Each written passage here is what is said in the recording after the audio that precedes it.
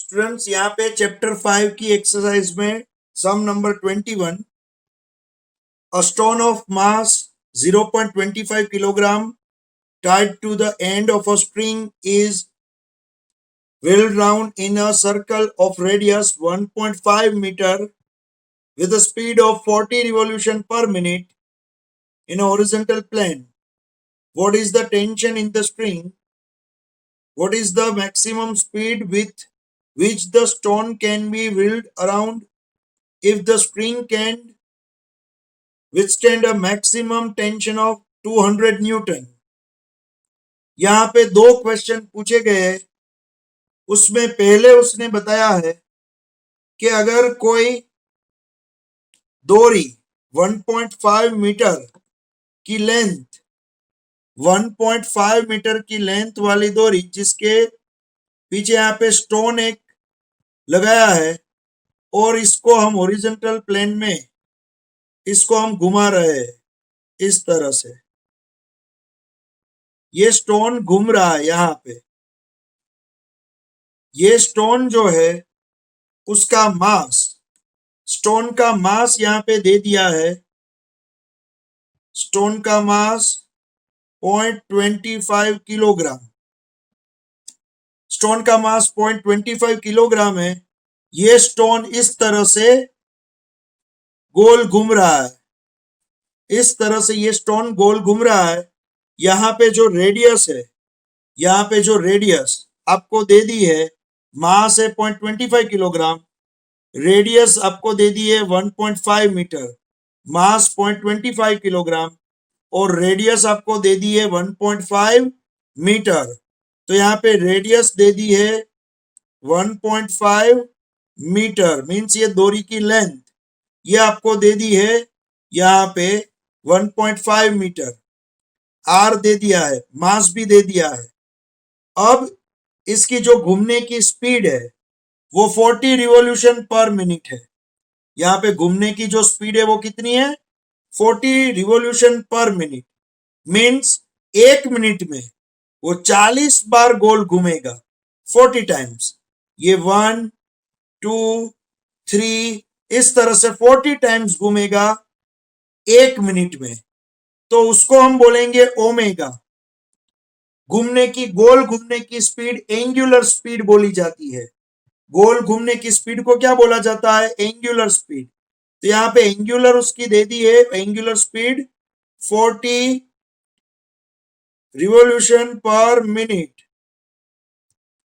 एक मिनट में 40 बार रिवॉल्यूशन करेगा। ये गोल घूमने की स्पीड को ओमेगा बोलते हैं यहाँ पे। तो सिंबल उसका ओमेगा है। अब आप बच्चों मुझे एक बात बताओ, जब कोई ऑब्जेक्ट एक पूरा सर्कल गोल घूमता है तो आपको मालूम है 2 पाई रेडियन कवर होती है। कितनी? 2 पाई रेडियन। आपको ये मालूम है जब कोई ऑब्जेक्ट पूरा गोल घूमता है तो कितना रेडियन? 2 पाई रेडियन कवर होता है। मैं आपको यहाँ पे बताऊं, आपको ये चीज मालूम होगी सभी को कि जब कोई ऑब्जेक्ट यहां पे है, यहां पे पहुंचेगा तो कितना कवर करेगा? 90 डिग्री। यहां से यहां पे पहुंचेगा 90 डिग्री, जिसको बोला जाता है π/2 रेडियन। जिसको क्या बोला जाता है? 90 डिग्री को π/2 रेडियन। ये आपको मालूम है। फिर ऑब्जेक्ट यहां पे पहुंचेगा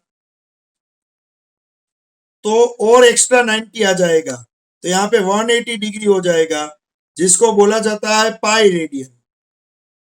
जिसको बोला जाएगा पाई रेडियन। फिर ऑब्जेक्ट यहाँ पे पहुंचेगा तो और एक 90 ऐड हो जाएगा, तो यहाँ हो जाएगा 270 डिग्री, मीन्स 3π/2 रेडियन। और फिर यहाँ पे पहुंचेगा ऑब्जेक्ट, जब यहाँ पे पहुंचेगा तो फिर एक 90 ऐड हो जाएगा, तो 360 डिग्री, जिसको हम बोलते हैं 2 पाई रेडियन। तो जब एक सर्कल गोल घूमता है तो 2 पाई रेडियन मिलता है। 2 सर्कल घूमता है तो 4 पाई रेडियन। 3 सर्कल घूमता है 6 पाई रेडियन। तो बच्चों यहाँ पे आपने देखा कि ये स्टोन 40 40 रिवॉल्यूशन कर रहा है 1 मिनट में। समझ में आ रहा है बच्चों? तो 40 रिवॉल्यूशन को आप कन्वर्ट करोगे यहाँ पे रेडियन में, तो यहाँ पे 40 रिवॉल्यूशन पर मिनट। तो मैं एक काम करूंगा, यहाँ 40 इंटू 2 पाई रेडियन, और नीचे मिनट है जिसको हम सेकंड में कन्वर्ट करेंगे, तो मैं 60 लिखूंगा।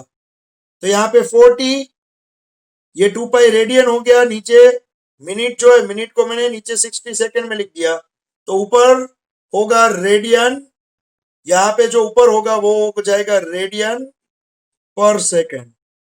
तो यहाँ रिवॉल्यूशन पर मिनट था, उसमें से मैंने कन्वर्ट कर दिया रेडियन पर सेकंड में। समझ में आ रहा है? 40 रिवॉल्यूशन, 1 रिवॉल्यूशन, 2 रिवॉल्यूशन, इस तरह से 40 रिवॉल्यूशन 1 मिनट में हो रहे थे। तो 1 रिवॉल्यूशन में 2 पाई रेडियन होता है, तो 40 रिवॉल्यूशन में 40 इंटू 2 पाई, इतने टोटल रेडियन हुए। और नीचे 1 मिनट का 60 सेकंड होता है, तो मैंने नीचे 1 मिनट की जगह पे 60 लिख दिया और यहाँ पे लिख दिया सेकंड। तो ये ओमेगा जो है, यहाँ पे जो 40 रिवॉल्यूशन पर मिनट था, वो यहाँ पे मैंने रेडियन पर सेकंड में कन्वर्ट कर दिया बच्चों, रेडियन पर सेकंड में कन्वर्ट कर दिया। अब एक और फॉर्मूला याद रखो, ये ओमेगा है गोल घूमने की स्पीड, एंगुलर स्पीड, लेकिन हमें जो लीनियर स्पीड मिलती है जिसको हम v बोलते हैं, वो लीनियर स्पीड कौन सी डायरेक्शन में होगी? तो आप बोलोगे सर वो तो टेंजेंट की डायरेक्शन में होगी। मैं यहाँ पे टच करके एक लाइन ड्रॉ करूंगा, ये जो सर्कल होगा उसको यहाँ पे टच करके एक लाइन जाएगी, उसको मैं बोलूंगा v, लीनियर स्पीड v। तो यहाँ पे गोल घूम रहा है स्टोन, ये जगह पे मैंने क्या ड्रॉ किया? एक टेंजेंट जो यहाँ टच करके जा रही है ऐसी लाइन, ये डायरेक्शन में होती है उसकी स्पीड। तो ये है गोल घूमने की स्पीड, एंगुलर स्पीड, और ये है v जो हम पढ़ते हैं हमारी सिंपल लीनियर स्पीड। तो v और ओमेगा के बीच में एक रिलेशन है जो आपको 7th चैप्टर में सीखने को मिलेगा, v equals to radius into omega, v equals to R omega. ये आप 7th चैप्टर में सीखोगे। तो अभी आप याद रख लो, यहाँ पे velocity equal speed equals to आप आर ओमेगा लिख सकते हो। तो यहाँ पे आर कितना है बच्चों? आर है 1.5 मीटर, और ओमेगा ऊपर मिला, देखो ये ओमेगा ऊपर मिला, कितना मिला? 40 इंटू 2 पाई अपॉन 60, ये ओमेगा आपको ऊपर मिला। जब आप इसको सिंप्लीफाई करोगे तो आपको यहाँ पे v मिलेगा 2 पाई, v मिलेगा आपको 2 पाई मीटर पर सेकंड। समझ में आ रहा है? तो आपके पास मास है, ऑब्जेक्ट जो गोल घूम रहा है उसका मास है, रेडियस है, आपके पास वेलोसिटी गोल घूमने की जो चाहिए थी उसका मैग्नीट्यूड मिल गया, यहाँ पे 2 पाई, यहाँ पे देखो उसका मैग्नीट्यूड मिल गया 2 पाई। अब आपको ढूंढना है टेंशन, अब आपको यहाँ पे ढूंढना है टेंशन। यहाँ पे टेंशन पूछा है, देखो टेंशन T पूछा है। तो फर्स्ट केस, यहाँ पे फर्स्ट केस टेंशन पूछा है। तो बच्चों आपको एक चीज मालूम होनी चाहिए, जब इस तरह से स्टोन गोल घूम रहा है तो सेंटर से अपोजिट साइड सेंट्रीफ्यूगल फोर्स होता है mv²/r। सेंटर से ये स्टोन अपोजिट साइड, ये साइड सेंट्रीफ्यूगल फोर्स होता है, और टूवर्ड सेंटर, सेंटर की डायरेक्शन में डोरी पकड़ के रखती है, इसलिए टेंशन फोर्स होता है। तो अभी क्या होगा, ये स्टोन ना तो सेंटर की ओर जा रहा है ना तो सेंटर से दूर जा रहा है, ये स्टोन यहाँ पे ही है और यहाँ पे इतने ही दूर रह के गोल घूमेगा। समझ में आ रहा है? इसका मीनिंग यहाँ पे टेंशन फोर्स और सेंट्रीफ्यूगल फोर्स दोनों ही क्या होंगे? इक्वल होंगे। तो यहाँ पे first case T equals to mv² upon r, हमारा फर्स्ट केस। हमें ढूंढना है टेंशन, तो tension equals to mv² upon r। अब m है आपके पास? हाँ है, हमारे पास m है। कितना है? 0.25 यहाँ पे लिखा है। v है आपके पास, हाँ v यहाँ पे है 2 पाई उसका स्क्वायर डिवाइड बाय रेडियस है आपके पास, हाँ रेडियस 1.5 है। अब आप इसको सोल्व करोगे तो आपको टेंशन मिलेगा यहाँ पे T इक्वल्स टू 6.57 न्यूटन, इतना आपको टेंशन फोर्स मिलेगा। ये टेंशन फोर्स आपको मिलेगा डोरी पे। आप डोरी यहाँ पे हाथ में पकड़ के स्टोन को घुमा रहे हो, तो ये जो डोरी है वो ये स्टोन को इतने फोर्स से पकड़ के रखती है। तो यहाँ पे टेंशन फोर्स मिल गया। ये फर्स्ट केस था। टेंशन फोर्स कितना है वो पूछा है। देखो, what is the tension in the string. तो यहाँ पे जब 40 रिवॉल्यूशन पर मिनट से ऑब्जेक्ट घूम रहा था, 0.25 किलोग्राम का ऑब्जेक्ट जिसकी रेडियस 1.5 थी, 1.5 मीटर, तब टेंशन फोर्स डोरी में था 6.57 न्यूटन। अब दूसरा केस उसने ये पूछा है कि अगर ये डोरी मैक्सिमम 200 न्यूटन जितना टेंशन फोर्स यहां पे सहन करेगी। डोरी जो है ये मैक्सिमम 200 न्यूटन जितना टेंशन फोर्स बेयर कर सकती है। इससे ज्यादा टेंशन दोगे तो डोरी टूट जाएगी, स्टोन दूर चला जाएगा। तो डोरी मैक्सिमम कितना टेंशन सहन कर सकती है, 200 न्यूटन जितना। तो आप कितनी स्पीड से मैक्सिमम इसको घुमा लो तो फिर भी ये डोरी नहीं टूटेगी, ऐसा पूछा है। अब आपको क्या पूछा है, अब आपको उसकी वी यहाँ पे स्पीड पूछी है।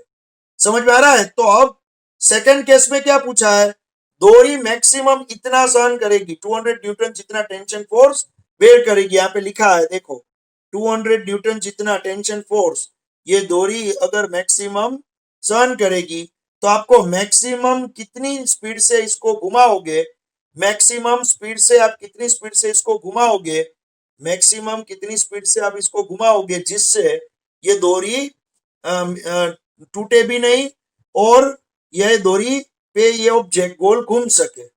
तो अभी टेंशन फोर्स दे दिया है और आपको वी ढूंढना है। तो अब आप क्या करोगे, T maximum equals to M, V maximum करना पड़ेगा जो हमें ढूंढना है, अपॉन आर। तो अब V maximum equals to T maximum into R upon M, और उसका मैं करूंगा यहाँ पे अंडर रूट, क्योंकि ये वी मैक्सिमम स्क्वायर था। तो यहाँ पे क्या करेंगे बच्चे, आप यहाँ पे सिंप्लीफाई करोगे इसको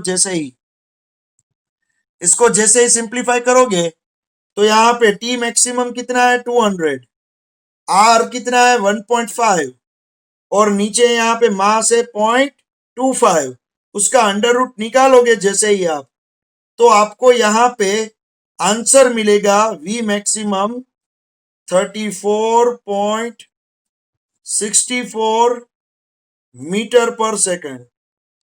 ये आंसर मिलेगा आपको 34.64 मीटर पर सेकंड। इतनी स्पीड से अगर घुमा लोगे ऑब्जेक्ट को तो भी ये डोरी नहीं टूटेगी, लेकिन अब थोड़ी सी भी स्पीड बढ़ाई तो डोरी टूट जाएगी, क्योंकि मैक्सिमम टेंशन इतनी स्पीड पे मिल रहा है। समझ में आ रहा है। यहाँ पे वी बढ़ाओगे तो ये M V square by R बढ़ेगा, डोरी को खींचना भी ज्यादा पड़ेगा, तो ये बढ़ेगा तो सामने ये भी बढ़ेगा, फिर ये बढ़ाओगे फिर ये बढ़ेगा, तो आमने सामने दोनों इक्वल ही रहते हैं।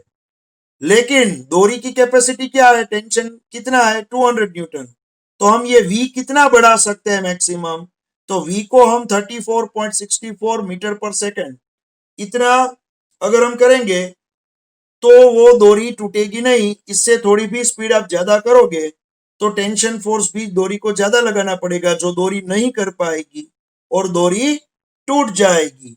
तो ये सम यहाँ पे खत्म हुआ। चलो इसके बाद दूसरा सम,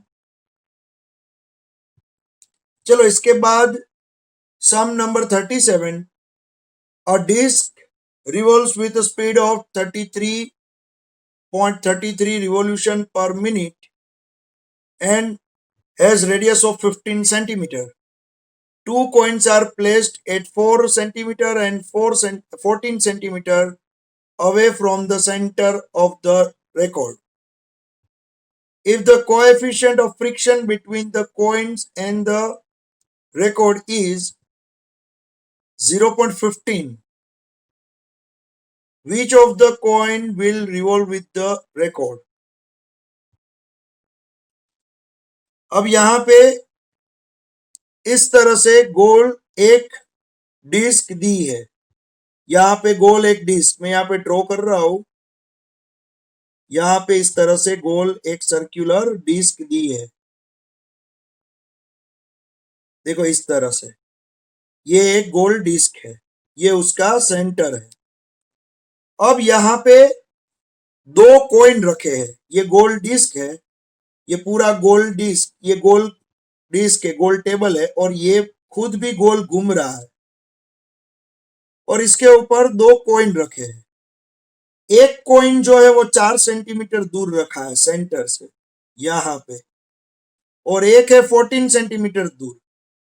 तो यहाँ पे एक कितना दूर है, 4 सेंटीमीटर दूर। R1 जो है इसकी रेडियस 4 सेंटीमीटर है और ये जो है वो सेंटर से रखा है 14 सेंटीमीटर दूर। एक 4 सेंटीमीटर दूर रखा है, दूसरा कॉइन रखा है 14 सेंटीमीटर दूर। अब ये पूरा जो टेबल है वो तो खुद गोल घूम ही रहा है, ये पूरा टेबल इस तरह से गोल घूम रहा है। तो यहाँ पे पूछा है कि दो कॉइन, एक 4 सेंटीमीटर पे रखा है, एक 14 सेंटीमीटर पे रखा है, दोनों सेम कॉइन है, तो कौन सा कॉइन टेबल के साथ घूमेगा और कौन सा कॉइन बाहर दूर स्लिप होके निकल जाएगा। आपको मालूम है ना, इस तरह से गोल टेबल होता है, वो टेबल पे आप ऑब्जेक्ट्स रखते हो, तो टेबल को जब गोल घुमाना स्टार्ट करते हो तो कोई कोई ऑब्जेक्ट ये टेबल के ऊपर से बाहर थ्रो हो जाते हैं। मान लो आपके घर में जो फैन है, वो फैन की जो ब्लेड होती है उसके ऊपर आप कॉइन रखना, जो फैन की ब्लेड होती है उसके ऊपर आप कॉइन रखना अलग अलग डिस्टेंस पे। जैसे ही फैन चालू करोगे तो स्टार्टिंग में कोई एक कॉइन पड़ेगा, फिर जैसे ही फैन की स्पीड थोड़ी बढ़ेगी तो दूसरा कॉइन पड़ेगा, फिर तीसरा कॉइन पड़ेगा। तो यहाँ पे क्या होगा, ये पूरा गोल घूमने वाला टेबल है और सेंटर से 4 सेंटीमीटर दूर एक कॉइन रखा है, दूसरा कॉइन सेंटर से 14 सेंटीमीटर दूर रखा है और टेबल को अब घुमा रहे हैं। टेबल को कितनी स्पीड से घुमा रहे हैं, यहाँ पे लिखा है देखो 33.33 रिवॉल्यूशन पर मिनट। तो आगे हमने सीख लिया बच्चों कि गोल घूमने की स्पीड को हम एंगुलर स्पीड, गोल घूमने की स्पीड को हम यहाँ पे एंगुलर स्पीड बोलते हैं यहाँ पे। तो ये एंगुलर स्पीड कितनी है, 33.33 रिवॉल्यूशन पर मिनट, जिसको हम रेडियन पर सेकंड में कन्वर्ट करेंगे। तो यहाँ पे 33.33 इंटू 2 पाई रेडियन, और मिनट, एक मिनट में होते हैं 60 सेकेंड, तो ये हो गया रेडियन पर सेकंड। तो यहाँ पे ये पूरी डिस्क गोल घूम रही है, तो ओमेगा मिला 33.33 इंटू 2 पाई अपॉन 60 रेडियन पर सेकंड। देख लो, समझ में आ रहा है बच्चों, ये आपको ओमेगा मिला। अब यहाँ पे आपको ये टेबल जो गोल घूम रहा है उसका ओमेगा तो मिल गया है, लेकिन अब यहाँ पे आपको वी की बात करेंगे। V means speed, V means उसकी गोल घूमने की स्पीड। तो यहाँ पे क्या होगा बच्चों, देखो यहाँ पे टेबल जो गोल घूम रहा है उसकी गोल घूमने की स्पीड तो आपको मिल चुकी है, इसको सिंप्लीफाई करेंगे हम बाद में, अभी इस तरह से ही रखा है। तो यहाँ पे linear speed v equals to, आपको मालूम है फॉर्मूला है r ओमेगा। यहाँ पे जो r है वो है यहाँ पे रेडियस, यहाँ पे जो r है वो क्या है, रेडियस है। अब यहाँ पे क्या होगा बच्चों, देखो यहाँ पे स्टोन जो भी टेबल के ऊपर पड़ा है, यहाँ पे स्टोन जो भी सरफेस के ऊपर, ये कोइन जो है वो जो भी सरफेस के ऊपर पड़ा है उसके साथ फ्रिक्शन करेगा। तो होगा क्या, यहाँ पे ये टेबल गोल घूमने से, टेबल जब गोल घूमेगा तब ये कोइन पे सेंट्रीफ्यूगल फोर्स ये साइड लगेगा और फ्रिक्शन फोर्स टूवर्ड सेंटर लगेगा। समझ में आ रहा है बच्चों? तो होगा क्या, जब भी टेबल को आप गोल घुमाओगे उसके साथ ये कोइन भी गोल घूमेगा, तो गोल घूमता हुआ जो कोइन है उस पे सेंटर से अपोजिट कौन सा फोर्स लगेगा, सेंट्रीफ्यूगल फोर्स mv² अपॉन, यहां है r1, इसकी रेडियस r1 है, mv² अपॉन r1। और यहाँ पे टूवर्ड सेंटर, सेंटर के साइड टूवर्ड सेंटर फोर्स लगेगा फ्रिक्शनल फोर्स, जिसको हम बोलेंगे Fs, स्टैटिक फ्रिक्शनल फोर्स। क्या बोलेंगे, Fs। समझ में आ रहा है बच्चों? तो सेंटर से अपोजिट साइड सेंट्रीफ्यूगल फोर्स और टूवर्ड सेंटर फ्रिक्शनल फोर्स लगेगा। आप बोलोगे सर ऐसा क्यों? क्योंकि देखो जब टेबल गोल घूमेगा तो ये कॉइन ये डायरेक्शन में जाने के लिए ट्राई करेगा, सेंटर से अपोजिट साइड सेंट्रीफ्यूगल फोर्स की डायरेक्शन में जाने की ट्राई करेगा ये कॉइन। लेकिन कॉइन जो टेबल के ऊपर पड़ा है तो कॉइन और टेबल की सरफेस के बीच में क्या होगा, फ्रिक्शन होगा। और ये घर्षण होने की वजह से, फ्रिक्शन होने की वजह से ये कॉइन ज्यादातर ये साइड नहीं जा पाएगा। समझ में आ रहा है? तो कॉइन को फ्रिक्शन रोक देगा, तो ये कॉइन पे मोशन होगी, कॉइन स्लिप होगा ये डायरेक्शन में, लेकिन उसका फ्रिक्शन उसको रोक देगा। तो यहाँ पे क्या होगा, ये कॉइन पे ऑलवेज सेंटर से अपोजिट सेंट्रीफ्यूगल लगता है, लेकिन ये कॉइन जो सरफेस पे पड़ा है उसके साथ उसका जो फ्रिक्शन फोर्स लगेगा वो होगा टूवर्ड्स सेंटर। उसी तरह से दूसरा कॉइन देखोगे, ये दूसरा कॉइन है, उस पे भी सेंटर से अपोजिट साइड कौन सा फोर्स लगेगा, centrifugal force mv² upon r2, mv² upon r2। और टूवर्ड सेंटर, सेंटर के साइड कौन सा फोर्स लगेगा, फ्रिक्शनल फोर्स Fs। समझ में आ रहा है बच्चों? तो यहां पे अगर ये Fs जो है वो ज्यादा है तो कॉइन बेटा रहेगा, और अगर यहाँ पे mv²/r ज्यादा है तो कॉइन टेबल के ऊपर से स्लिप होके निकल जाएगा। तो यहाँ पे कौन सा कॉइन बैठेगा वो हमारा क्वेश्चन है। तो यहाँ पे कंडीशन क्या होगी बच्चों, अगर फ्रिक्शन फोर्स ग्रेटर इक्वल होगा mv²/r से तो कॉइन नहीं गिरेगा, स्लिप नहीं होगा, टेबल के ऊपर बैठा रहेगा। समझ में आ रहा है? तो ये कंडीशन अगर है तो कॉइन नहीं गिरेगा। और यहाँ पे Fs लेस देन अगर हो गया, Fs less than mv²/r means ये फोर्स जीत गया, ये बाहर की ओर जाने वाला ये फोर्स जीत गया, ज्यादा हो गया, तो कॉइन तुरंत ही टेबल के ऊपर से निकल के स्लिप हो जाएगा बाहर, वो स्लिप होके बाहर दूर निकल जाएगा। तो कॉइन टेबल के ऊपर बैठा रहे तो ये कंडीशन होनी चाहिए। तो यहाँ पे Fs क्या है, Fs है फ्रिक्शनल फोर्स। तो आपको मालूम ही है Fs का इक्वेशन क्या है, μs n। आपको मालूम ही है फ्रिक्शनल, स्टैटिक फ्रिक्शनल फोर्स का इक्वेशन μs n है, और n नॉर्मल फोर्स है, और नॉर्मल फोर्स की जगह पे आप लिख सकते हो mg। ये आपको मालूम है, समझ में आ रहा है? आपने सीख लिया है। यहाँ पे मान लो ये टेबल है, ये टेबल के ऊपर ये साइड व्यू में ड्रॉ कर रहा हूं, टेबल का साइड व्यू, ये टेबल है, टेबल के ऊपर यहाँ पे कॉइन पड़ा है, मान लो ये कॉइन है, टेबल के ऊपर ये कॉइन है, तो कॉइन में नीचे लगेगा उसका वेट फोर्स mg, और ऊपर लगता है नॉर्मल फोर्स।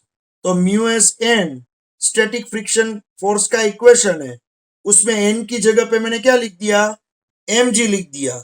और म्यू एस क्या है, coefficient of static friction. Mu S क्या है यहाँ पे दिया हुआ है, देखो म्यू एस क्या है, कोएफिशिएंट ऑफ स्टैटिक फ्रिक्शन दिया हुआ है यहाँ पे, कोएफिशिएंट ऑफ स्टैटिक फ्रिक्शन 0.15। तो यहाँ पे म्यू एस भी आपको दिया हुआ है 0.15, म्यू एस है 0.15।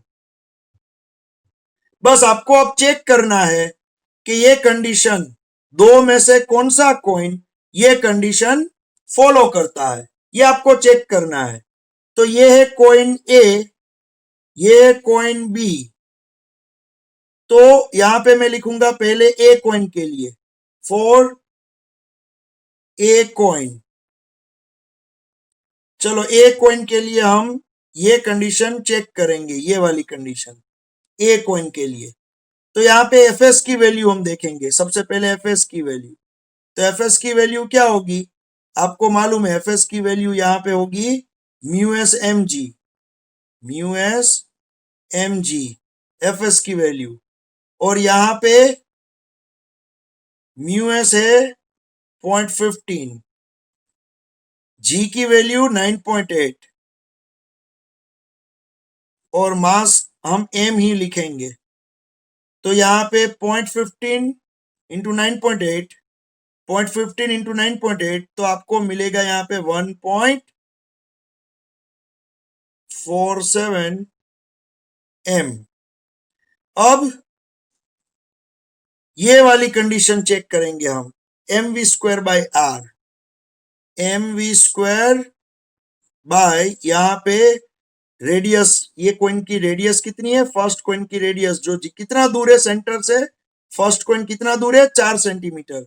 तो यहाँ पे मैं R1 लिखूंगा और वो होगा m का m लिखेंगे।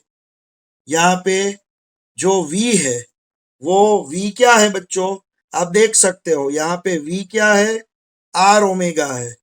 तो यहाँ पे क्या है, हमको अगर v की जगह पे r ओमेगा लिखते हैं, v की जगह पे, तो यहाँ पे R1 ओमेगा और उसका स्क्वायर है, यहाँ पे स्क्वायर, v की जगह पे r ओमेगा, तो यहाँ पे R1 ओमेगा और ये v का स्क्वायर है, तो दोनों का स्क्वायर डिवाइड बाय R1। तो यहाँ पे v की वैल्यू मैंने रखी और कुछ नहीं किया है। तो यहाँ पे R1 कट हो जाएगा एक एक, तो यहाँ पे m, फिर बचेगा R1, एक R1 और ओमेगा स्क्वायर। तो यहाँ पे m की वैल्यू नहीं दी है तो m को मैं वैसे ही लिखूंगा, लेकिन R1 है 4 सेंटीमीटर, R1 कितना है 4 सेंटीमीटर, जिसको मैं 0.04 मीटर लिखूंगा। क्या लिखूंगा, 0.04 मीटर। और ओमेगा स्क्वायर है, देखो यहाँ ओमेगा स्क्वायर है, तो ये ओमेगा तो आपको दिख ही रहा है, ये ओमेगा आपको दिख रहा है, उसका स्क्वायर कर दोगे आप। यहाँ पे जो ओमेगा दिख रहा है उसका स्क्वायर करके यहाँ पे लिखोगे, तो यहाँ पे आपको मिलेगा यहाँ पे 220/63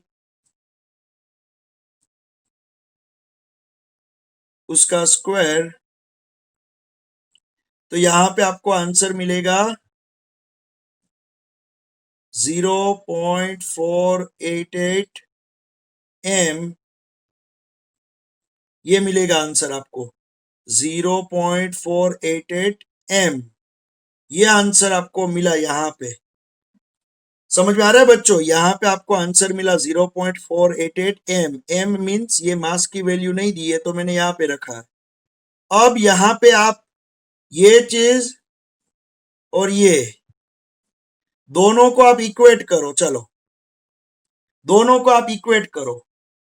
जब दोनों को इक्वेट करोगे तो आपको समझ में आ जाएगा कि यहाँ पे जैसे ही आप रखोगे 1.47 m और यहाँ पे रखोगे 0.488 m, तो mm तो आमने सामने कट हो जाएगा, लेकिन 1.47 ज्यादा है 0.488 से, तो ये साइड एफ एस ज्यादा है mv स्क्वायर बाई आर से, तो यहां पे कंडीशन फुलफिल होती है। यहां पे कौन सी कंडीशन फुलफिल होती है? F S greater than M V square by R, ये कंडीशन फुलफिल होती है तो कॉइन स्लिप नहीं होगा बच्चों, कॉइन स्लिप नहीं होगा। कॉइन ए जो है, ए कॉइन, वो स्लिप नहीं होगा। समझ में आ रहा है? वो अपनी जगह पे ही रहेगा। अब इसी तरह से कॉइन बी की बात करेंगे। दूसरा कॉइन, कॉइन बी, समझ में आ रहा है? ये कॉइन ए की बात मैंने कर ली, तो कॉइन ए तो ये कंडीशन को फुलफिल करता है, तो कॉइन स्लिप नहीं होगा। कॉइन ए जो है वो स्लिप नहीं होगा क्योंकि ये कंडीशन को वो फुलफिल कर रहा है। अब कॉइन बी की बात करेंगे, तो कॉइन बी में भी इस तरह से ही स्टेप लगेंगे, सभी स्टेप। चलो, तो अब कॉइन बी में ध्यान रखना बच्चों, मैं कॉइन बी की बात करूंगा। अब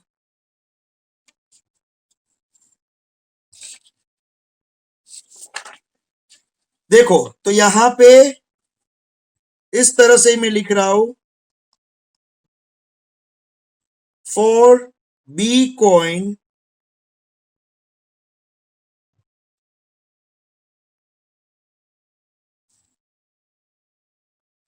F S equals to mu S M G, और यहां होगा M V square by R two, तो यहां पे हो जाएगा M R two omega square, यहां पे हो जाएगा M R two omega square. यहां पे सिंप्लीफाई करोगे तो आपको mu S M M G G सब कुछ सेम ही है, तो यहाँ पे आपको 1.47 एम मिलेगा। लेकिन यहाँ पे R2 जो है, ये R2 रेडियस, दूसरा कॉइन कितना दूर था सेंटर से? 14 सेंटीमीटर दूर, तो R2 जो है वो है 0.14 लिखना पड़ेगा। तो अब हम क्या करेंगे, यहाँ पे ये m की जगह पे m लिखूंगा, R2 की जगह पे मैं लिखूंगा 0.14, और ओमेगा जो है उसकी जगह पे 220/63 उसका स्क्वायर करूंगा। तो यहां पे बच्चों आपको आंसर मिलेगा, ये जगह पे आंसर मिलेगा 1.707, और m तो रहेगा ही पीछे।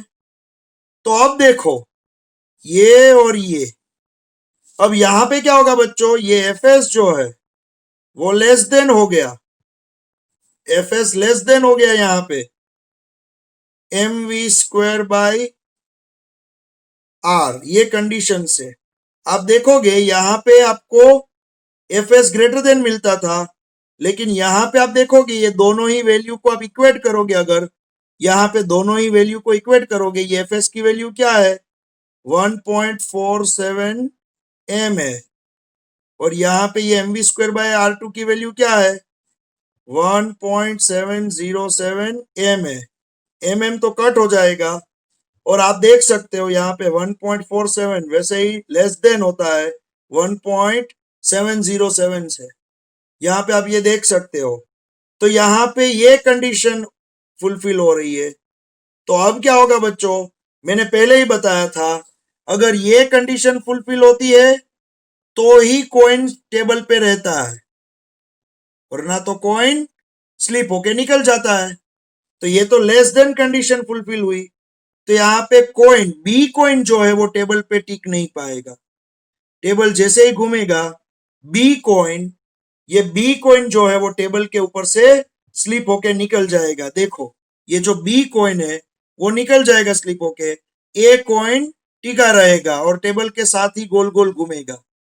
ए कॉइन इसके ऊपर टिका रहेगा, टेबल के साथ गोल गोल घूमेगा, लेकिन बी कॉइन जो है वो निकल जाएगा। समझ में आ रहा है बच्चों? तो यहाँ पे जो कॉइन ए है वो ये कंडीशन फॉलो कर रहा है, इसलिए वो स्लिप नहीं होगा। तो कॉइन ए स्लिप नहीं होगा, वो टेबल के ऊपर ही रहेगा, क्योंकि कंडीशन ये फुलफिल हुई, वो स्लिप नहीं होगा। और कॉइन बी जो है, कॉइन बी, यहां पे मैंने पूरा डिराइव किया है कॉइन बी के बारे में। तो कॉइन बी जैसे ही टेबल घूमना स्टार्ट करेगा, तो ये कॉइन बी जो ये कंडीशन फुलफिल कर रहा है, तो जैसे ही टेबल घूमना स्टार्ट करेगा, तो ये कॉइन बी स्लिप हो जाएगा। तो ये कॉइन बी के लिए मैंने डिराइव किया है। तो ये सम फिनिश्ड हुआ। ये रिकॉर्ड पे कौन सा कॉइन रहेगा, कौन सा कॉइन स्लिप हो जाएगा, दोनों ही हमने यहाँ पे डिराइव कर दिए। देखो, चलो अब नेक्स्ट सम देखो बच्चों। इसके बाद हम सम करेंगे एक्सरसाइज का number 10। A body of mass 0.4 kilogram moving initially with a constant speed of 10 meter per second to the north is subject to a constant force of 8 Newton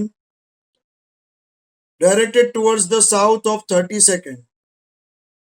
Take the instant the force is applied to be t equals to 0, the position of the body at that time to be x equals to 0, and predict its position at t equals to -5 second, 25 second and 100 second।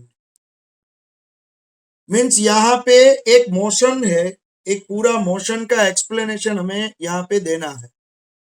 अब यहाँ पे क्या हुआ बच्चों, देखो, यहाँ पे कोई एक ऑब्जेक्ट नॉर्थ में जा रहा था और उसकी स्पीड थी 10 मीटर पर सेकेंड, उसका मास था 40 किलोग्राम और उसकी स्पीड थी 10 मीटर पर सेकेंड, उसकी स्पीड थी 10 मीटर पर सेकेंड और वो जा रहा था नॉर्थ में, वो जा रहा था नॉर्थ में।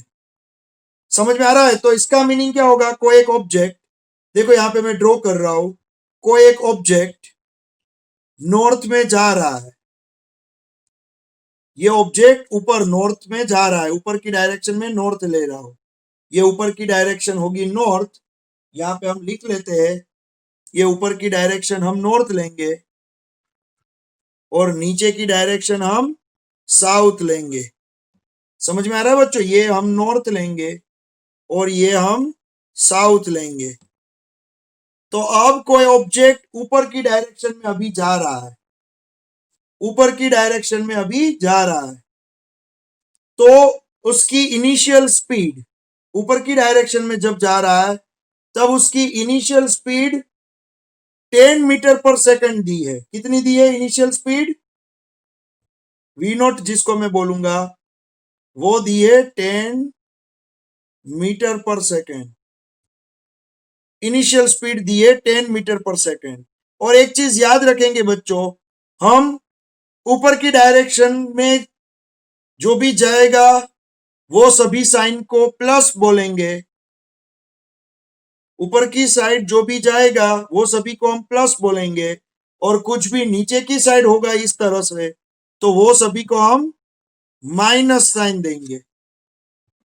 समझ में आ रहा है? तो ऊपर की डायरेक्शन में जो भी होगा वो प्लस, नीचे की डायरेक्शन में जो भी होगा वो सभी मोशन को हम माइनस साइन देंगे, ये हम फिक्स कर लेते हैं। तो चलो, ये ऑब्जेक्ट कहाँ जा रहा है? ऊपर की डायरेक्शन में 10 की स्पीड से जा रहा है, कांस्टेंट स्पीड है ये, 10 की कांस्टेंट स्पीड से जा रहा है। अब जब यहां पे फोर्स लगेगा 8 न्यूटन का, तो वो जगह को आप x इक्वल्स टू 0 पोजीशन दोगे, वो जगह को आप क्या दोगे? x इक्वल्स टू 0 पोजीशन, और वहां से टाइम कैलकुलेट करोगे 0 सेकेंड। तो अभी क्या हो रहा है देखो, अभी तो आप सिर्फ ऑब्जर्व कर रहे हो, आपने स्टॉप वॉच चालू नहीं किया, आप ऑब्जर्व कर रहे हो ऑब्जेक्ट इस तरह से ऊपर जा रहा है, ऊपर जा रहा है, ऊपर जा रहा है। मान लो जब ऑब्जेक्ट यहां पे पहुंचा, ऑब्जेक्ट जब यहां पे पहुंचा तब x इक्वल्स टू 0 पोजीशन थी। कौन सी पोजीशन थी? x इक्वल्स टू 0, ये जगह पे x इक्वल्स टू 0 पोजीशन थी, ये जगह पे। तब साउथ डायरेक्शन में फोर्स आपने लगाना स्टार्ट किया। साउथ डायरेक्शन में आपने जो फोर्स लगाया 8 न्यूटन का, वो है साउथ डायरेक्शन में। 8 न्यूटन का जो फोर्स है वो साउथ डायरेक्शन में आपने स्टार्ट किया। इसका मीनिंग आप ये ऑब्जेक्ट को साउथ डायरेक्शन में धक्का मार रहे हो, नीचे की ओर आप धक्का मार रहे हो। साउथ डायरेक्शन में आप क्या लगा रहे हो? फोर्स लगा रहे हो। लेकिन कब? जब ऑब्जेक्ट पहुंचा x इक्वल्स टू 0 पे पहुंचा, तब आप ऑब्जेक्ट को नीचे की ओर धक्का मार रहे हो। तो ये ही ऑब्जेक्ट जो 10 की स्पीड से आ रहा था, उसको आपने साउथ डायरेक्शन में फोर्स लगाना स्टार्ट किया। तो ये ऑब्जेक्ट यहां से थोड़ा ऊपर जाएगा, बाद में फोर्स कहां लग रहा है? नीचे की ओर लग रहा है। तो बाद में ये ऑब्जेक्ट नीचे की डायरेक्शन में मोशन स्टार्ट करेगा, नीचे की डायरेक्शन में मोशन स्टार्ट कर देगा। तो होगा क्या? मान लो कोई आप इस तरह से ऑब्जेक्ट को ऊपर ले जा रहे हो, फिर सामने से बहुत जोर से हवा आ रही है। जब ऑब्जेक्ट यहां पे पहुंचा और सामने से बहुत ज्यादा हवा आने लगी, तो आप जो ये ऑब्जेक्ट को 10 की स्पीड से ले जा रहे थे, जब ऑब्जेक्ट यहां पे पहुंचा और सामने से फोर्सफुली हवा आने लगी यहां पे पहुंचने के बाद, तो आपका ऑब्जेक्ट थोड़ा आगे जाएगा, फिर ब्रेक लग जाएगी और रिटर्न साउथ डायरेक्शन में आना स्टार्ट कर देगा। तो आप यहां पे जब फोर्स अप्लाई करोगे तब x इक्वल्स टू 0 पोजीशन लोगे और तब से आप टाइम गिनना स्टार्ट करोगे और 0 सेकंड लोगे। समझ में आ रहा है बच्चों? तो आपने जब फोर्स लगाया वो जगह को x इक्वल्स टू 0 बोलोगे और वहां से टाइम गिनना स्टार्ट करोगे। जब फोर्स लगा तब वहां से टाइम गिनना स्टार्ट करोगे, जिसको बोलोगे 0 सेकंड। तो यहां पे आपको ढूंढना है ऑब्जेक्ट की पोजीशन, लेकिन कब? जब -5 सेकंड है तब, जब 25 सेकंड है तब, जब 100 सेकंड है तब। आपको ऑब्जेक्ट की पोजीशन ढूंढनी है। -5 सेकंड है तब, 25 सेकंड है तब और 100 सेकंड है तब। आपको ऑब्जेक्ट कहां पे था उसकी पोजीशन ढूंढनी है। तो ये जगह है ना, वो x इक्वल्स टू 0 है। और मैंने आपको बताया ऊपर जाओगे तो पॉजिटिव होगा और ये जगह से नीचे जाओगे तो सभी डिस्टेंस को हम नेगेटिव लेंगे। तो ये जगह को 0 बोलेंगे, यहां से ऊपर जाओगे तो पॉजिटिव डिस्टेंस, नीचे जाओगे तो नेगेटिव डिस्टेंस। तो अब सोचो बच्चों, जब मैं यहां पे पहुंचा तब मैंने 0 टाइम स्टार्ट किया था। जब यहां पे पहुंचा और सामने से फोर्स आने लगा तब मैंने टाइम स्टार्ट किया 0। यहां पे बोला है कि आप जब फोर्स स्टार्ट हो तब टाइम गिनना स्टार्ट करोगे। तो अब -5 सेकंड का मीनिंग क्या है? -5 सेकंड का मीनिंग जब ऑब्जेक्ट यहां नहीं, उसके पहले, पहले की 1 सेकंड, पहले की दूसरी सेकंड, पहले की तीसरी सेकंड, उसके पहले की चौथी और उसकी पहले की 5वीं सेकंड, जब आपने ऑब्जर्वेशन स्टार्ट किया 0 सेकंड से, उसके पहले की 5वीं सेकंड पे ऑब्जेक्ट कहां पे होगा वो ढूंढना है। उसके पहले की 5वीं सेकंड में ऑब्जेक्ट कहां पे होगा वो आपको यहां पे ढूंढना है। तो चलो, ये तो बहुत ही इजी है, क्योंकि यहां पे आपको मालूम है जब जब कांस्टेंट वेलोसिटी होती है, यहां पे वेलोसिटी कांस्टेंट है और ये जब ऑब्जेक्ट ऊपर जा रहा है तो यहाँ पे एक्सेलरेशन नहीं है। 10 की वेलोसिटी से कॉन्स्टेंटली ऊपर जा रहा है, एक्सेलरेशन कुछ भी नहीं है। तो आपको बिफोर 5 सेकंड मींस 5 सेकंड पहले, अभी 0 सेकंड पे तो यहाँ पे ऑब्जेक्ट पहुंच गया है, लेकिन 0 जब हमने स्टार्ट किया उसके 5 सेकंड पहले ऑब्जेक्ट कहाँ पे होगा, वो आपको डिस्टेंस चाहिए, तो यहाँ पे टाइम लिखूंगा मैं -5 सेकेंड, और आपको क्या चाहिए, इसकी प्लेस चाहिए, इसका डिस्टेंस चाहिए, कहाँ पे होगा, तो यहाँ पे आप लिखोगे x एट -5 सेकेंड, यहाँ पे मैं नीचे लिख रहा हूं डिस्टेंस एट -5 सेकेंड, और डिस्टेंस का फॉर्मूला बहुत इजी होता है, जब एक्सीलरेशन नहीं होता है तब डिस्टेंस का फॉर्मूला होता है v0 इंटू टी। समझ में आ रहा है, ये मैंने मान लो t1 लिख दिया है, तो यहाँ पे मैं लिख दूंगा v0 इंटू टी1। तो यहाँ पे v0 क्या है बच्चों, v0 है 10 और t1 क्या है, t1 है -5, तो यहाँ पे आंसर मिलेगा आपको -50 मीटर, ये आंसर मिलेगा -50 मीटर। तो -5 सेकंड पे आपका ऑब्जेक्ट -50 मीटर पे था, तो ये जगह है ना वो x=0 है, ये जगह x=0 है, ऊपर का सभी डिस्टेंस पॉजिटिव, नीचे का सभी डिस्टेंस नेगेटिव, तो वो नेगेटिव साइड होगा, ये 0 से नेगेटिव साइड कितना दूर होगा, -50 मीटर, यहां पे होगा वो -50 मीटर, ये 0 से नेगेटिव साइड -50 मीटर पे वो पड़ा होगा। चलो तो पहला तो हमने फाइंड आउट कर दिया -5 सेकंड पे, -5 सेकंड पे डिस्टेंस तो हमें मिल गया, ये हमारा फर्स्ट आंसर आ गया, 8t=-5, 8t=-5, आपको डिस्टेंस मिला 8t=-5 सेकेंड, आपको यहाँ पे उसकी पोजीशन मिली -50 मीटर पे, तो ये पहला आंसर तो आ गया, ये t=-5 सेकेंड। ओके, तो पहला आंसर तो आ गया। उसके बाद अब दूसरे स्टेप की ओर आगे बढ़ते हैं हम, दूसरे स्टेप में चलो यहां से x=0 पे जब ऑब्जेक्ट पहुंचा, जब आपने टाइम 0 से स्टार्ट किया, तब सामने से फोर्स आने लगा, तब सामने से फोर्स आने लगा, तो ये फोर्स तो नीचे की साइड लग रहा है, तो वो फोर्स को मैं बोलूंगा माइनस, तो यहां पे फोर्स को मैं बोलूंगा -8 न्यूटन।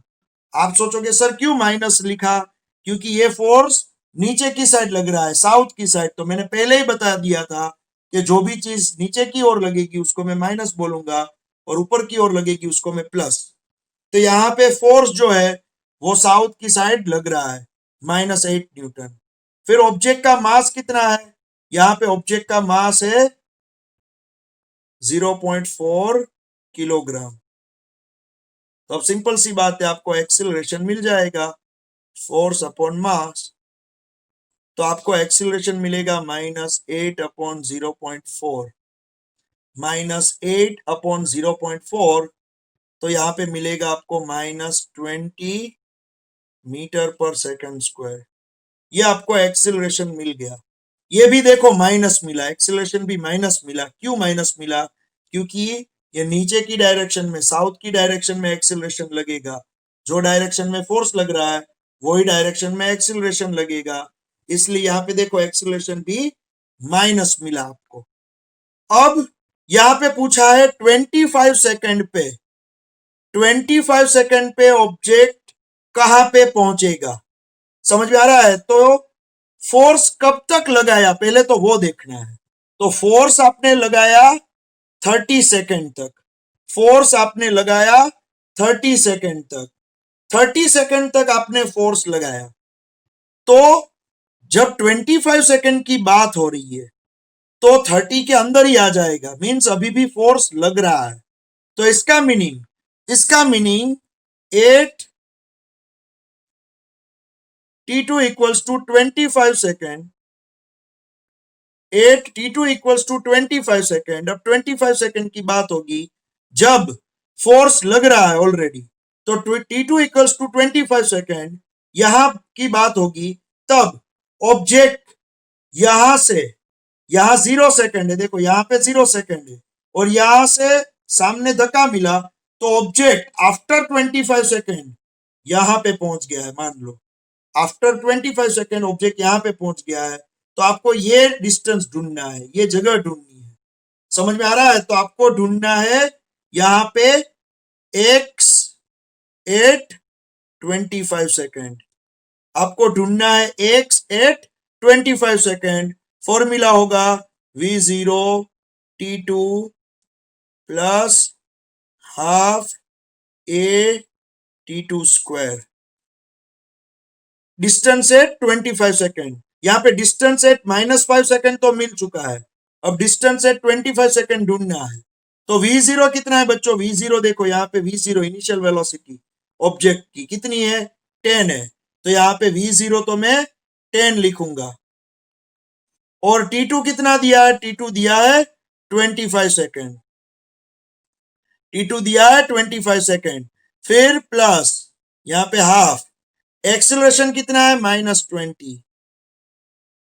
-20 और t2 स्क्वायर मीन्स 25 का स्क्वायर।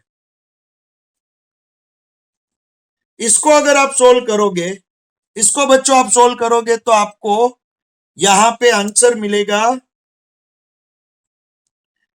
250 माइनस 6250 मीन्स आपको मिलेगा x एट 25 सेकेंड पे डिस्टेंस मिला आपको 6000 मीटर, लेकिन माइनस में होगा। ये जो होगा वो माइनस में होगा। एक काम करता हूं, मैं नीचे ही लिख रहा हूं, x एट 25 सेकेंड पे डिस्टेंस मिलेगा -6000 metre. -6000 metre means -6 kilometre, -6 kilometre. समझ में आ रहा है? तो यहां पे जब टाइम है t2 इक्वल्स टू 25 सेकेंड, तब x25 डिस्टेंस एट 25 आपको मिला -6 किलोमीटर। तो ये दूसरा आंसर हुआ बच्चों। यहां पे जो आंसर मिला वो दूसरा आंसर मिला। यहां पे ढूंढने के लिए पूछा ही है कि 25 सेकेंड पे ऑब्जेक्ट की प्लेस क्या होगी, पोजीशन क्या होगी। तो 25 सेकेंड पे ऑब्जेक्ट कहां पे होगा? -6 किलोमीटर। और -6 किलोमीटर क्या दिखाएगा बच्चों?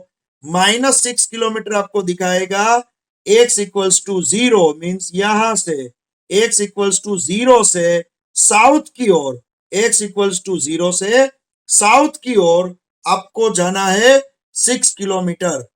समझ में आ रहा है? इसलिए इसको साउथ की ओर है, इसलिए यहाँ पे -6 किलोमीटर बताया। तो यहाँ पे टाइम जब 25 सेकेंड है, तब ऑब्जेक्ट कहां पे पहुंचा होगा? यहां x इक्वल्स टू 0 से साउथ की ओर 6 किलोमीटर पे ऑब्जेक्ट पहुंचा होगा। अब यहां पे आपको देखना पड़ेगा कि फोर्स कब तक लग रहा है। फोर्स कब तक लग रहा है? फोर्स तो 30 सेकेंड तक ही लग रहा है, बाद में फोर्स नहीं लग रहा है। तो आपको जो थर्ड केस ढूंढना है वो तो 100 सेकेंड पे ढूंढना है। देखो थर्ड केस क्या ढूंढना है? 100 सेकेंड पे। तो फोर्स तो कब तक लगेगा? फोर्स तो लगेगा 30 सेकेंड तक। तो हम एक काम करते हैं कि जब तक मैंने 30 सेकेंड तक धक्का मारा है, तब तक ऑब्जेक्ट कहां तक पहुंच जाता है वो मैं पहले ढूंढ लेता हूं। तो मैंने तो कब तक धक्का मारना चालू रखा? मैंने तो 30 सेकेंड तक धक्का मारना चालू रखा। तो 8t3 equals to 30 second, 8t3 equals to 30 second. तो यहां पे मैं वैसे ही लिखूंगा x 30 second equals to same यही formula v0 t3 plus half a t3 square. समझ में आ रहा है? अब इसके अंदर आप क्या करोगे बच्चों? इसके अंदर t3 की वैल्यू यहाँ पे 30 लिखोगे, t3 की वैल्यू 30 लिखोगे, a की जगह पे -20 लिखोगे, और v0 जो है वो v0 तो आपको दिया ही है 10 मीटर पर सेकेंड। v0 तो यहाँ पे लिखा ही है, v0 क्या है? 10 मीटर पर सेकेंड। समझ में आ रहा है बच्चों? तो v0 यहाँ पे है t3 30 सेकेंड, a -20 और t3 30 सेकेंड। यहाँ पे जैसे ही यहाँ पे आप लिखोगे सिंप्लीफाई करोगे तो यहां पे आपको डिस्टेंस जो है वो 30 सेकंड पे मिलेगा -8700। इसका सिंप्लीफिकेशन आपको करना है, मैं आप पे छोड़ रहा हूं इसका सिंप्लीफिकेशन। तो इसका आंसर आपको मिलेगा x एट 30 सेकेंड, यहां पे मिलेगा x एट 30 सेकेंड। 30 सेकेंड पे ऑब्जेक्ट कहां पे पहुंचा है, -8700 -8700 मीटर आंसर आएगा। तो यहां पे हो जाएगा वो -8.7 किलोमीटर। समझ में आ रहा है? तो 30 सेकंड तक मैंने फोर्स लगाया तो ये 30 सेकंड तक ही एक्सीलरेशन मिलेगा, क्योंकि जब तक फोर्स लगेगा तब तक एक्सीलरेशन लगेगा। तो जब तक फोर्स लगेगा तब तक ये एक्सीलरेशन वाला फॉर्मूला भी हम लिखेंगे। तो फोर्स कब तक लगा, यहाँ पे बोला है 30 सेकंड तक फोर्स लगा है, तो 30 सेकंड तक फोर्स लगा तो हमने फॉर्मूला भी 30 सेकंड तक ही लगाया है। T3 30 लिखा है, देखो T3 सब जगह पे 30 लिखा है। और एक्सीलरेशन भी तब तक ही लगेगा, एक्सीलरेशन की वैल्यू -20 तब तक लगेगी। और अब 30 सेकंड पे ऑब्जेक्ट कहां पे पहुंच गया है, -8.7 किलोमीटर पे पहुंच गया है। ऑब्जेक्ट पहुंच गया है -8.7 किलोमीटर पे, मीन्स मान लो यहां पे पहुंच गया है। तो ये क्या है, ये है x इक्वल्स टू 25 सेकंड की बात। ये क्या है, x इक्वल्स टू 30 सेकंड की बात है ये। अब क्या होगा, जैसे ही 30 सेकंड हो जाती है फिर फोर्स लगना बंद हो जाता है। 30 सेकंड के बाद फोर्स लगना बंद हो जाता है। तो 30 सेकंड के बाद फोर्स बंद हो जाएगा तो एक्सीलरेशन भी बंद हो जाएगा। अब 30 सेकंड के बाद ऑब्जेक्ट को जो स्पीड मिली थी लास्ट में, वही स्पीड से वो मोशन करता रहेगा और आगे बढ़ता रहेगा, क्योंकि यहाँ पे कोई भी फ्रिक्शन फोर्स नहीं है। यहाँ पे दिया हुआ है या कोई भी ये पूरा जो है ये पूरा सम, उसमें कोई फ्रिक्शन फोर्स नहीं है जो इसकी मोशन का अपोज करे। तो आपने 0 सेकंड से 30 सेकंड तक धक्का मार दिया, 0 सेकंड से 30 सेकंड तक 8 न्यूटन का धक्का मार दिया, फिर ऑब्जेक्ट को छोड़ दिया। जैसे ऑब्जेक्ट को आप यहां से छोड़ दोगे तो ऑब्जेक्ट को लास्ट में जो स्पीड मिली होगी, फाइनल जो स्पीड मिली होगी, वही स्पीड से ऑब्जेक्ट भागता रहेगा, वही स्पीड से ऑब्जेक्ट भागता रहेगा। और आपको ढूंढना है 100 सेकंड पे उसका डिस्टेंस।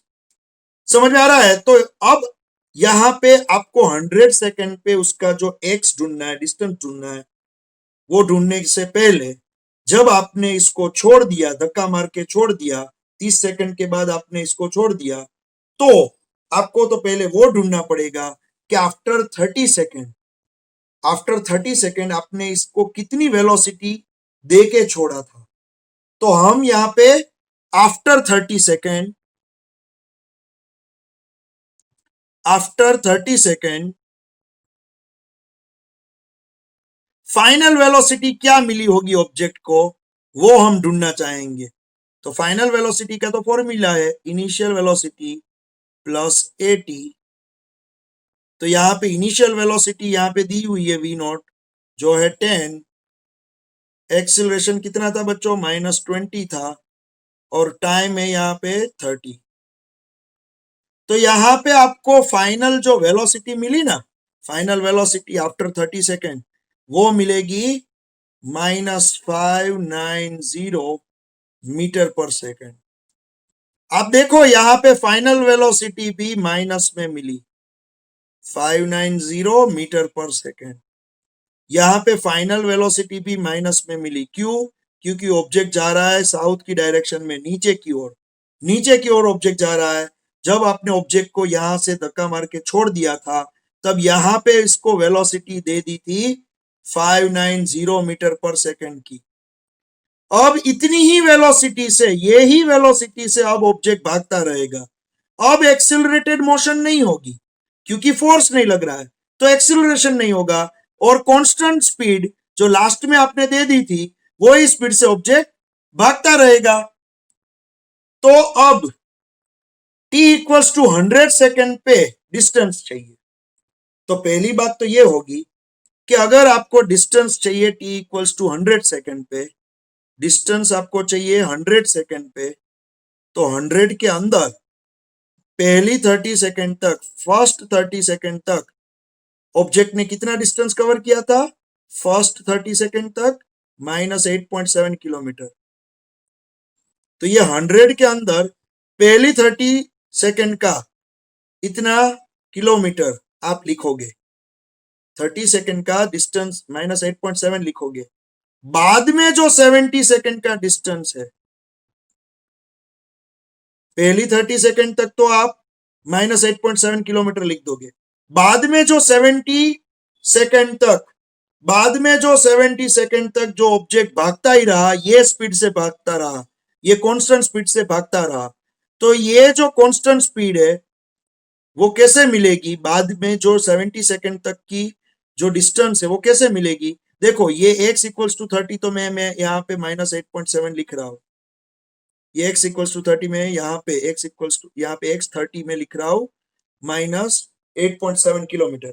अब उसके बाद जो 70 सेकेंड का डिस्टेंस है, बाद में जो 70 सेकेंड है, 70 सेकेंड उसका डिस्टेंस है, वो कैसे मिलेगा?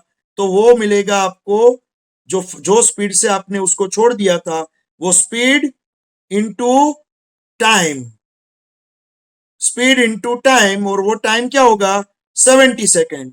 वो टाइम होगा 70 सेकेंड। तो यहाँ पे -8.7 प्लस आपने 590 की स्पीड से तो उसको धक्का मार के छोड़ दिया था, और उतनी ही स्पीड से बाकी की 70 सेकेंड तक वो भागता ही रहा 70 सेकेंड तक वो भागता ही रहा है। तो 590 इंटू 70, तो 590 इंटू 70 आपको मिलेगा 41300। क्या मिलेगा? 41300 यहाँ पे मिलेगा आपको मीटर में। तो एक काम करते बच्चों, यहां भी मैं मीटर में ही लिख देता हूं आगे, क्योंकि ये किलोमीटर में फिर नहीं चलेगा, यहां भी मुझे मीटर में ही लिखना पड़ेगा। तो ये 8.7 यहां पे मैं लिख देता हूं। चलो, तो यहां पे भी मैं x इक्वल्स टू, ये x30 पे आपको मीटर में डिस्टेंस क्या मिला था? x30 पे मीटर में जो डिस्टेंस मिला था वो मीटर में मैं लिख रहा हूं, जिससे मीटर में मीटर इजीली ऐड हो जाए और आपको डिफिकल्ट ना पड़े। तो यहाँ पे मैं लिख देता हूं -8700। ओके, मैं यहाँ पे लिख रहा हूं -8700। तो पहली 30 सेकेंड तक ऑब्जेक्ट गया -8700, और बाद में जो 70 सेकेंड तक वो ऑब्जेक्ट गया है, वो ऑब्जेक्ट जाएगा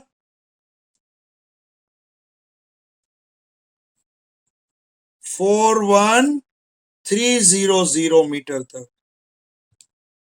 तो इसका टोटल करोगे ना बच्चों, आप इसका आप टोटल करोगे ना,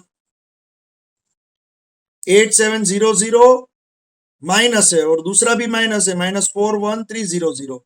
इसका टोटल करोगे तो आपको मिलेगा यहाँ पे 50,000 मीटर। क्या मिलेगा? 50,000 मीटर मिलेगा। x इक्वल्स टू 100 सेकेंड पे, x इक्वल्स टू 100 सेकेंड पे -50,000 मीटर मीन्स -50 किलोमीटर। समझ में आ रहा है? तो यहां पे t इक्वल्स टू 100 सेकेंड पे, t इक्वल्स टू 100 सेकेंड पे आपको जो डिस्टेंस मिलेगा x100, वो मिलेगा -50 किलोमीटर, या तो उसको आप लिख सकते हो -50,000 मीटर। समझ में आ रहा है बच्चों? तो ये आपको तीनों के आंसर मिल गए। एक तो था -5 सेकेंड पे ऑब्जेक्ट कहां पे होगा, उसकी पोजीशन होगी -50 मीटर पे। फिर 25 सेकेंड पे ऑब्जेक्ट कहां होगा, तो यहां पे उसकी पोजीशन होगी -6 किलोमीटर पे। -6 किलोमीटर का मीनिंग होता है -6000 मीटर पे। तो ऑब्जेक्ट 25 सेकंड पे कहां पे होगा? 25 सेकंड पे होगा -6000 मीटर पे। और अब लास्ट पूछा था कि 100 सेकंड पे ऑब्जेक्ट कहां पे होगा? तो 100 सेकंड पे ऑब्जेक्ट होगा -50 किलोमीटर साउथ में। समझ में आ रहा है? -50 किलोमीटर साउथ में। इसका मीनिंग तो ये जगह जो है वो है 0, फिर यहां पे आएगा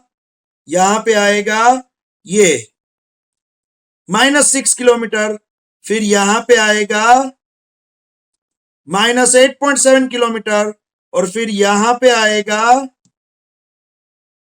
-50 किलोमीटर। तो ये जगह कौन सी है? 0 किलोमीटर। ये जगह 25 सेकंड के बाद आई -6 किलोमीटर। ये जगह 30 सेकंड के बाद आई -8.7 किलोमीटर। ये जगह 100 सेकंड के बाद आई -50 किलोमीटर। तो ऑब्जेक्ट यहां से निकला था, फिर ऑब्जेक्ट यहां से जब निकला तो ये जगह थी -50, ये जगह थी -50। याद रखना बच्चों, ये -50 थी। तो ये -50 से पहुंचा 0 पे, -50 से पहुंचा 0 पे। फिर सामने से फोर्स आने लगा तो ऑब्जेक्ट रिटर्न हुआ, नीचे गया और 25 सेकंड पे वो पहुंचा -6 किलोमीटर पे। फिर आगे बढ़ रहा है, 30 सेकंड पे पहुंचा वो -8.7 किलोमीटर पे। फिर आगे बढ़ रहा है और 100 सेकंड पे पहुंचा वो -50 किलोमीटर पे। तो यहां पे ये एक आंसर हुआ, यहां पे ये दूसरा आंसर हुआ, और यहां पे ये तीसरा आंसर हुआ, क्योंकि 3 पूछा था, -5, 25 और 100 सेकंड पे। देखो -5, 25 और 100 सेकंड पे, तीनों सेकंड पे आपको उसका डिस्टेंस चाहिए। तो -5 पे -50 मीटर, 25 पे -6 किलोमीटर, और 100 सेकंड पे -50 किलोमीटर। ये पूरा क्वेश्चन सोल्व हुआ। देख लो बच्चों।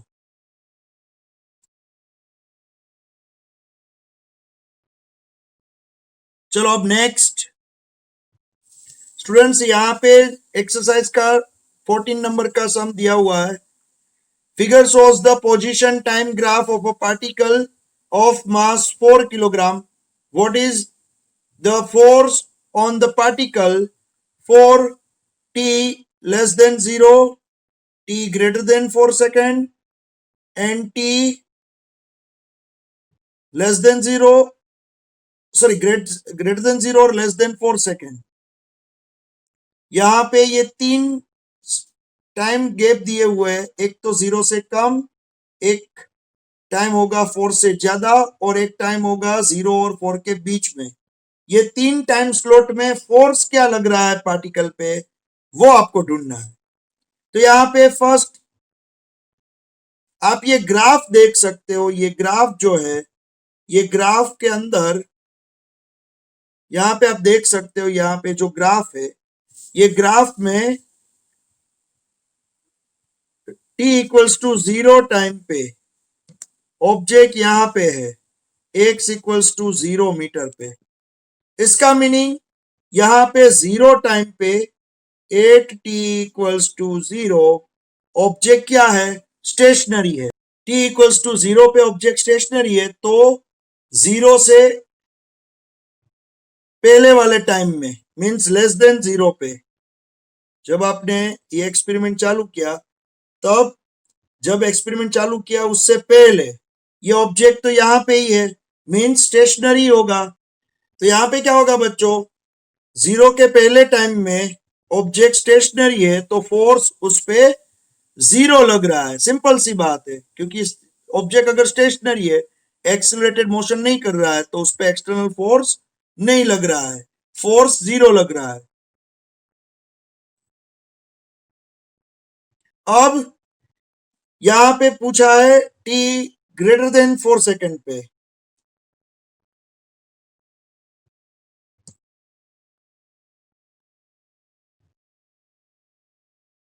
t ग्रेटर देन 4 सेकेंड की बात होगी। तो यहां पे जो 4 सेकंड यहाँ पे है, 4 सेकंड, आप देखोगे तो ये 4 सेकंड से ये ग्राफ तो टाइम एक्सिस के पैरेलल जा रहा है, ये टाइम एक्सिस है, उसके पैरेलल जा रहा है। इसका मीनिंग 4, 5, 6, 7 ये सभी टाइम पे ऑब्जेक्ट तो यहाँ पे ही रुका हुआ है। कौन सी जगह है ये? 3 मीटर। तो ऑब्जेक्ट तो 3 मीटर पे ही रुका हुआ है। 4, 5, 6, 7 सभी सेकंड पे ऑब्जेक्ट रुका हुआ है 3 मीटर पे। तो ये object t greater than 4 second पे, t ग्रेटर देन 4 सेकंड पे ये ग्राफ जा रहा है पैरेलल। किसके पैरेलल? टाइम के पैरेलल। तो ये टाइम के पैरेलल जा रहा है तो ऑब्जेक्ट स्टेशनरी होगा, तो फिर से फोर्स जीरो ही लग रहा है। अब इसके बाद टाइम जब 0 से 4 के बीच में है तब ग्राफ बढ़ रहा है इस तरह से, स्ट्रेट। ये ग्राफ है स्ट्रेट, लीनियर है। देखो इसका मीनिंग जितना टाइम बढ़ेगा सेम उतना सामने डिस्टेंस बढ़ेगा, जितना टाइम बढ़ेगा सामने डिस्टेंस उतना ही बढ़ेगा, जितना टाइम बढ़ेगा सामने उतना ही डिस्टेंस बढ़ेगा। तो यहाँ पे क्या होगा? जितना टाइम बढ़ रहा है उसके हिसाब से डिस्टेंस बढ़ रहा है, तो ये तो कांस्टेंट वेलोसिटी होगी। तो 0 से 4 सेकंड के बीच में यहाँ पे आप देख सकते हो object cover equal distance in equal time. Equal time में इक्वल डिस्टेंस वो कवर कर रही है और ग्राफ लिनियरली स्ट्रेट जा रहा है। तो यहाँ पे वेलोसिटी क्या होगी? कांस्टेंट। और जहां पे वेलोसिटी कांस्टेंट होती है आपको मालूम है एक्सेलरेशन जीरो होता है।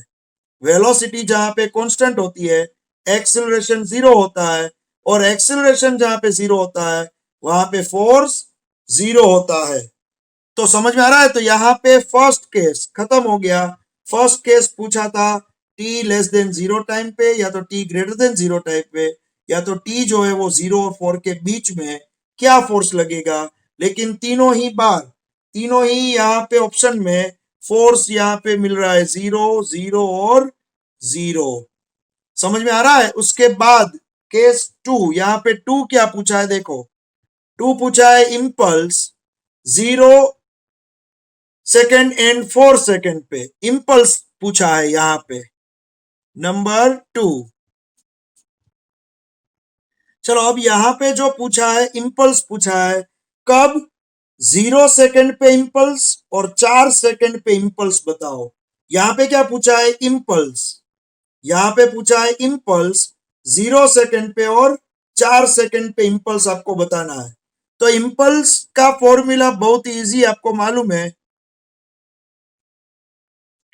इम्पल्स का formula I equals to delta P, I equals to delta P. और आपको ये भी मालूम है ये डेल्टा पी मीन्स मोमेंटम में change, M V two minus M V one, ये मोमेंटम में चेंज होता है M V two minus M V one.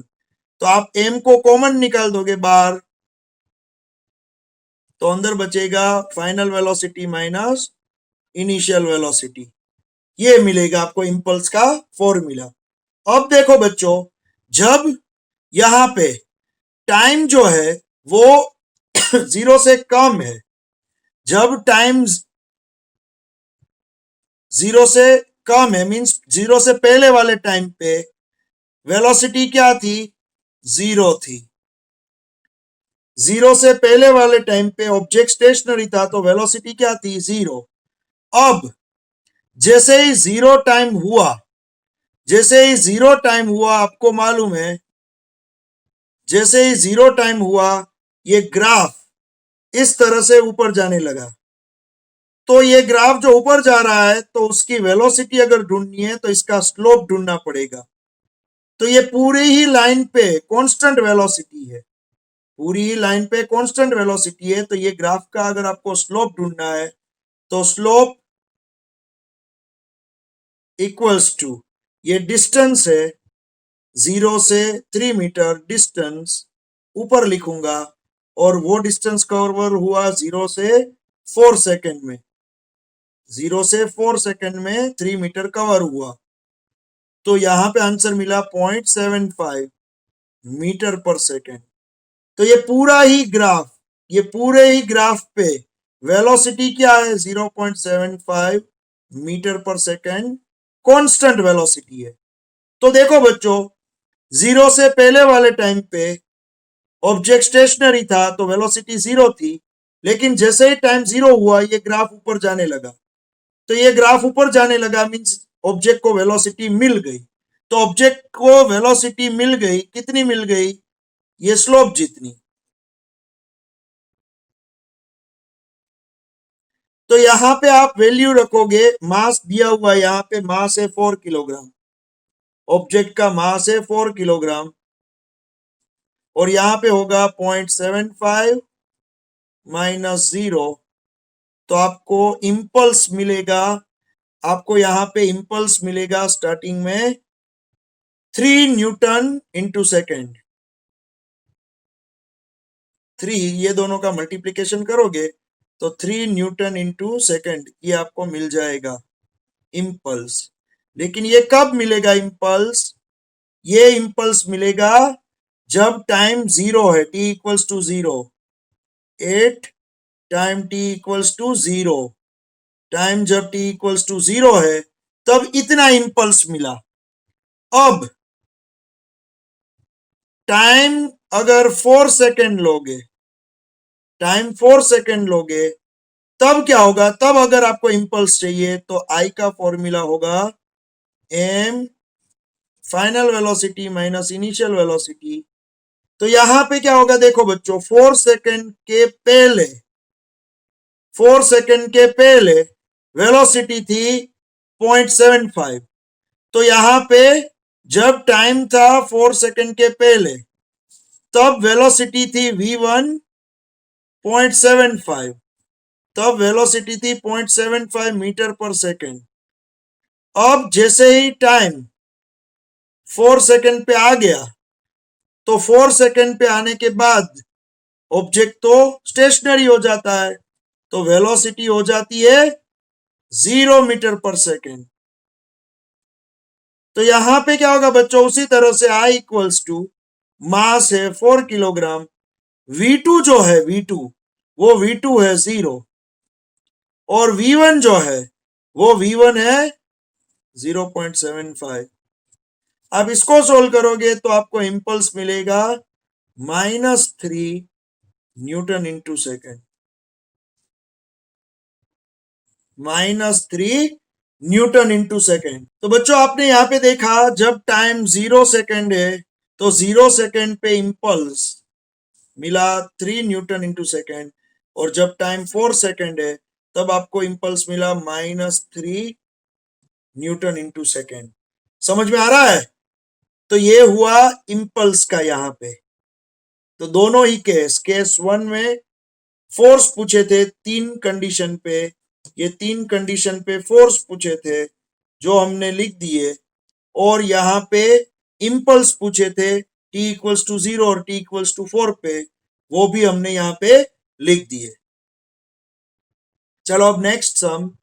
और बच्चों यहाँ पे थोड़ा सा इतना चेंज कर देना, यहाँ पे आप t इक्वल्स टू लेस और इक्वल लिख देना, यहाँ पे t इक्वल्स टू लेस और इक्वल लिख देना, क्योंकि 4 सेकेंड तक उसकी स्पीड 0.75 रहती है। तो लेस और इक्वल लिख देना यहाँ पे, क्योंकि 4 सेकेंड तक आपको मालूम है 8 t लेस और इक्वल 4 सेकेंड, 4 सेकेंड से कम यहाँ पे लेस और इक्वल इतनी स्पीड रहती है। लेकिन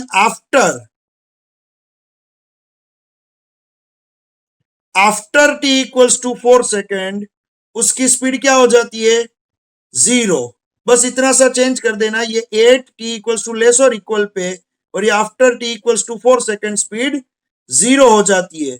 उसी तरह से यहाँ पे भी ऊपर भी, यहाँ ऊपर भी 8 t इक्वल्स टू लेस और इक्वल 0 पे, 8 t इक्वल्स टू लेस और इक्वल 0 पे स्पीड क्या होती है? 0 तक ही रहती है। मींस जब तक 0 से कम टाइम था या तो 0 तक स्पीड 0 ही थी, लेकिन आफ्टर 0 सेकेंड स्पीड हो गई 0.75, समझ में आ रहा है? तो यहाँ पे 8 और ये आफ्टर और ये 8 और ये आफ्टर इतना लिखना, क्योंकि हम एग्जैक्ट बात कर रहे हैं 0 सेकंड पे और यहां भी एग्जैक्ट बात हो रही है 4 सेकंड पे। तो जब कोई एक ही पॉइंट पे एग्जैक्ट बात होती है तब वो पॉइंट पे और उसके बाद, वो पॉइंट पे और उसके बाद इस तरह से लिखा जाता है।